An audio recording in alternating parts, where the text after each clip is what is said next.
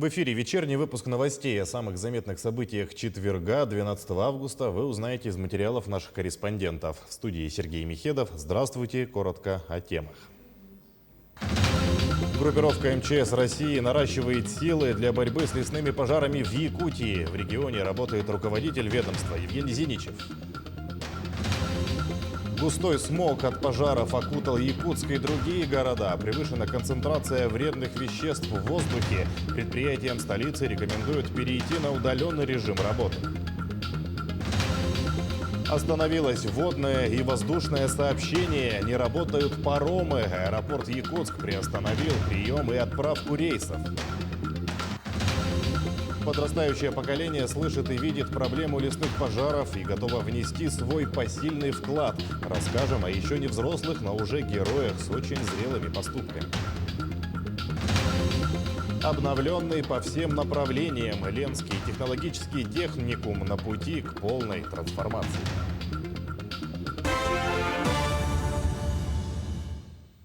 На совещании с участием главы МЧС России Евгением Зиничевым обсуждают вопросы переброски сил и средств из Мирнинского района в Центральную Якутию. Это те силы, которые прибыли в регион для борьбы с огненной стихией из других регионов страны.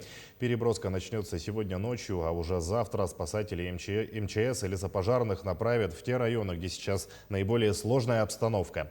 По словам министра, завтра в Якутию должны прибыть дополнительные воздушные суда. Исходя из ситуации, рассмотрят вопрос увеличения группировки. Наготове специалисты МЧС Челябинской области. Они уже находятся в Новосибирской области и в любой момент готовы вылететь в Якутию. Более подробно о всех решениях, принятых на совещании с главным спасателем страны, а также о лесопожарной обстановке, расскажет глава республики Айсен Николаев сегодня в прямом эфире в 22:00 на наших теле- и радиоканалах. В связи со сложной пожароопасной обстановкой и сильной задымленностью глава города Якутска Евгений Григорьев призвал руководителей предприятий и организаций по возможности перевести сотрудников на удаленный режим работы. Напомню, недалеко от столицы региона обнаружено возгорание. Лесной пожар находится в 60 километрах от села Маган. Там уже работают добровольцы, в числе которых и жители Магана. Также в пригороде организован сбор гуманитарной помощи, продукты питания и предметы первой необходимости. На пожаре заняты 2 трактора, 1 бульдозер и 2 водовозки. Как только позволят условия, на место пожара направят вертолет Ми-8 с водосливным устройством. Сегодня идет большой дым со стороны намцев в город Якутск. И в ближайшие дни, пока ветер сохранится такой, этот дым будет оставаться здесь. К сожалению, нормы превышены в несколько раз. Поэтому нами принято следующее решение. Значит, сегодня разбит лагерь на передовой, идет работа по сдерживанию огня. На месте работает 45 человек и 5 единиц техники. Обеспечены бойцы ранцами, респираторами, всем необходимым инвентарем. 60 километров – это то расстояние, на котором нужно держать этот огонь. И мы будем находиться до тех пор, чтобы не допустить приближения его к Якутску, потому что рядом есть дачи, дома, угодья людей. Нельзя допустить приближения огня к Якутску.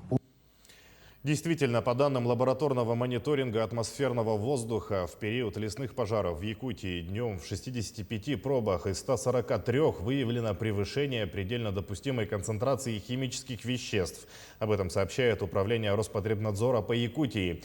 Исследованы пробы воздуха в городах Якутск, Вилюйск, Мирный, Покровск, а также в населенных пунктах в Сунтаре, Тыккёле, Хандыге, Бяскёле, Намцах и других.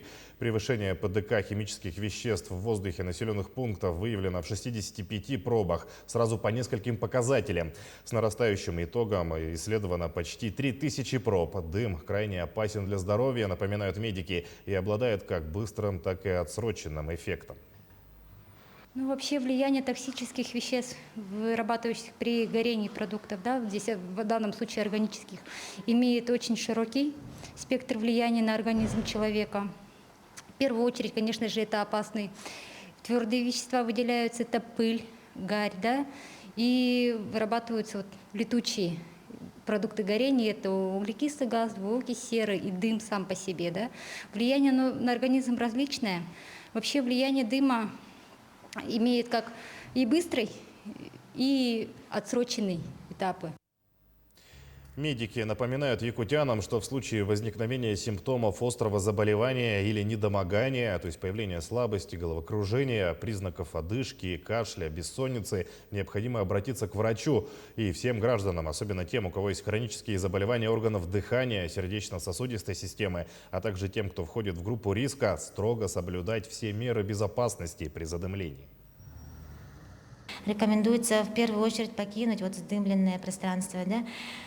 Если это невозможно, то надо себя защитить, то есть надевать специальные защитные респираторные маски с хорошими фильтрами или хотя бы носить влажные маски, стараться не выходить из помещения, меньше снизить физическую нагрузку, не курить, да, не употреблять алкоголь. Такой охранительный режим, чтобы не допустить вредного влияния всего этого на организм. По причине задымления аэропорт Якутск приостановил прием и отправку самолетов. Воздушная гавань работает в условиях ограниченной видимости. Она сократилась до 150 метров. Задержано 18 рейсов. Рейс авиакомпании «Алроса» Новосибирск-Якутск перенаправлен в запасной аэропорт «Мирный». За текущие сутки выполнено 24 рейса, в том числе 14 по центральному расписанию. Пассажиров призывают отнестись с пониманием к вынужденным задержкам рейсов. Безопасность полетов и пассажиров – приоритет для аэропорта и авиакомпаний. Уточнять информацию о рейсах просят на онлайн-табло аэропорта, сообщают в аэропорту. Сильное задымление внесло коррективы и в транспортное сообщение республики. Сегодня приостановлено движение паромов по реке Лени. О том, как работали паромы при низкой видимости, узнавал Власий Сергеев. В период низкой видимости на реке незаменимым помощником капитанов паромов является радиолокационная станция. С помощью нее командующий состав выстраивает безопасный маршрут и отслеживает движение встречных паромов. Навигационное оборудование – это наш локатор. Получается, да, все паромы обеспечены данными локаторами. Большинство имеют также GPS-навигаторы для облегчения, так сказать, сопровождения и безопасности. Локатор нам показывает встречные суда, берега, допустим, мы видим вплоть до маломерных судов, лодки. Мы обычно наблюдаем, смотрим, кто-то появляется, не появляется, все обозначается. В целях обеспечения безопасности в период низкой видимости паромы должны двигаться с использованием ходовых огней. Помимо этого было увеличено количество членов командующего состава. Так у капитана должен быть старший помощник, который при необходимости может взять управление на себя. Если условия видимости не гарантируют безопасность одиночного движения, то может быть использован метод караванной переправки. Значит, нами предусмотрен вариант движения караванами. Значит, чтобы избежать одиночного хождения по реке, значит, мы формируем караваны из 5 паромов с одной стороны, то же самое и с другой стороны, встречными курсами в районе Нижнего Бестяха, в самом широком участке реки, значит, происходит расхождение паромов. То есть мы данный способ уже движения обкатали. Однако сильное задымление не позволяет использовать даже этот метод. В настоящий момент полностью приостановлена работа как паромов, так и маломерных судов. Водное сообщение будет возобновлено с улучшением видимости на реке. Власий Сергеев, Павел Пахомов, Якутск. Представители землячеств 13 районов республики обсудили организационные моменты сбора добровольцев и пожертвований в помощь тушению лесных пожаров. На сегодняшний день остро стоит вопрос о наборе добровольцев для борьбы с огнем вблизи села Тастах Намского улуса. Представители общественных объединений отмечают, что земляки, проживающие в Якутске, сплотились и активизировались. Их силами собраны рюкзаки, продукты, экипировка, денежные пожертвования, а также отправлены сотни добровольцев. Сейчас стоит задача оперативно собрать 150 человек, село Тастах. Сейчас решается. Тут же ставится вопрос о оснащении добровольцев, об охране труда добровольцев, как их научить, как работать. И даже подрастающее поколение слышит и видит проблему лесных пожаров. И более того, готово внести свой посильный вклад. А еще не взрослых, но уже героях с очень зрелыми поступками. В материале Надежда Саханская. Взрослые не по годам. 13-летние ученики 7 класса Якутской национальной гимназии в силу своего возраста делают посильный вклад и закупают канцелярские товары для школьников села Бяскюль. Таким образом, они помогают подготовиться погорельцам к новому учебному году. Деревянные сломаются же. Они сломаются. Аркадий Прокопьев, который выразил желание хоть как-нибудь помочь пострадавшим ровесникам, сначала обратился за советом к своим родителям. Вчера мы с мужем дома решили, он узнал, что мы едем в оптовый рынок за продуктами для жителей Бескölь по Горельцам, чтобы оказать материальную помощь. Мы купили там сахар, муку, гречку, рис. И сын мой говорит: мама, давайте я тоже помогу. Он изъявил желание помочь, да. Я говорю: у тебя же денег нет, мы же уже делаем от себя. Он говорит: не от вашего заработной платы, а от именно путинского пособия. Он же выделил нам президент Владимир Владимирович Путин именно для школьников до 18 лет. И мы хотим тоже внести. Сказано, сделано. Родители сразу же начали обсуждать такое необычное предложение и сошлись на том, что такая помощь тоже не будет лишней. Дети не остались в стороне и начали организовывать свою инициативную группу, которая отправилась бы на закупку. Вот недавно была новость такая очень плохая, ну вчера-позавчера, где в горном Улусе деревня Бескölь, там загорело около 25-30 домов. Мне стало очень сильно их жаль, и сразу пришло на голову идея открыть им фонд помощи с класса, ну, со школы по 200 рублей с каждого скинуться, и предложил это родителям. Родители поддержали, а вот мы, дети, набирали канцтовары на учебу, потому что мы знаем, что надо брать, ведь мы учимся ведь. Купленные детьми школьные принадлежности отправятся в республиканский добровольческий штаб по тушению лесных пожаров и уже оттуда к своим новым владельцам. Дети видят этот мир иначе взрослых в силу своего возраста. Но даже они готовы оказать посильную помощь для тех, кто оказался в тяжелой ситуации. На вопрос, готовы ли они помогать, если вдруг горе настигнет кого-то еще, семиклассники, не задумываясь, отвечают хором «да». Вы готовы оказывать помощь, если вдруг, не дай бог, случится повторно такая ситуация? Да, мы готовы. Ну а взрослому поколению можно не переживать о том, в чьи руки перейдет возведенное ими здание. Мы знаем, что с такими благородными поступками в 13 лет их ждет светлое будущее. Надежда Саханская, Артем Алексеев, Якутск. Перейдем к эпидобстановке. 146 человек заразились коронавирусом за минувшие сутки в Якутии, из них в Якутске 76. В Мирнинском районе 15 случаев заболевания, в Аймиконском 11. По 7 случаев в Мегино-Кангаласском и Нюрингринском районах. В Алданском районе за минувшие сутки выявили 5 заражений коронавирусом, в Чурапчинском 4. Еще в 12 районах республики зафиксировано от 1 до 3 заболевших. К другим темам. Организация дорожного движения, особенно в столице республики, где максимальный трафик – вопрос комплексный. Это и приведение в порядок городских дорог и развязок, систематизация мер, направленных на оптимизацию транспортного потока, реализация элементов умного города. Сегодня Общественная палата Якутска совместно с руководителями муниципалитета, дорожной инспекции рассмотрели предложения экспертов, направленные на улучшение организации дорожного движения. Члены Общественной палаты не остались в стороне и приняли участие в дискуссии с учетом мнения горожан.